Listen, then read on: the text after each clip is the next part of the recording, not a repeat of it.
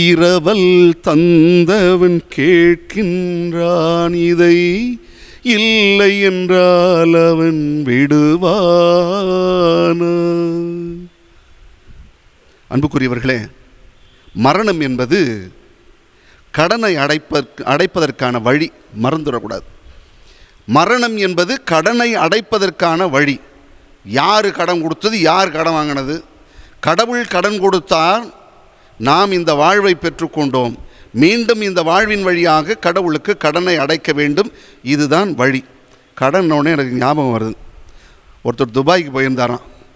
துபாய்க்கு போனவர் அங்கே ஒருத்தர் பார்த்து கேட்குறார், ஏன்பா துபாய்க்கு வந்த? வாங்கின கடனை அடைக்கிறதுக்காக வந்தேன். சரி, நீ ஏன் கடன் வாங்கின அப்படின்னப்ப அவர் திருப்பி சொன்னார், துபாய் வர்றதுக்கு கடன் வாங்கினேன் அப்படின்னு சொல்லி. இந்த கடனை சொல்லலை, அவர் சொன்னது வேறு கடன். என்னென்னா, இந்த உலகத்தில் நாம் கடவுளிடமிருந்து இந்த வாழ்வை கடன் வாங்கி வந்திருக்கிறோம். கடவுள் கடன் கொடுத்து இந்த உலகத்திற்கு நம்மை அனுப்பி வைத்திருக்கிறார். அந்த கடனை சரியாக அடைக்கணும். 5 தாலந்து 2 தாலந்து 1 தாலந்து ஓமையை கேட்டிருக்கோம். இந்த 5ம் 2ம் சரியாக கடனை அடைத்தது. 1 சரியாக கடனை அடைக்கவில்லை. அதனுடைய எல்லாம் எங்கே போய்ச்சி முடிஞ்சது? இவனை கட்டி இருளில் தள்ளுங்கள், அங்கே அழுகையும் புலங்கடிப்பும் பற்கடிப்பும் இருக்கின்றார். இந்த தாளந்தை பெற்றுக்கொண்டு வந்தவர்கள் நாம், இந்த வாழ்வை பெற்றுக்கொண்டு வந்தவர்கள்.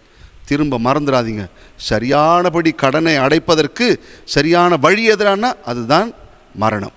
இந்த மரணம் என்பது இறைவனோடு நாம் பெற்றுக்கொண்ட கடனை அடைப்பதற்கான ஒரு வழியும் என்பதையும் நாம் மறக்கக்கூடாது.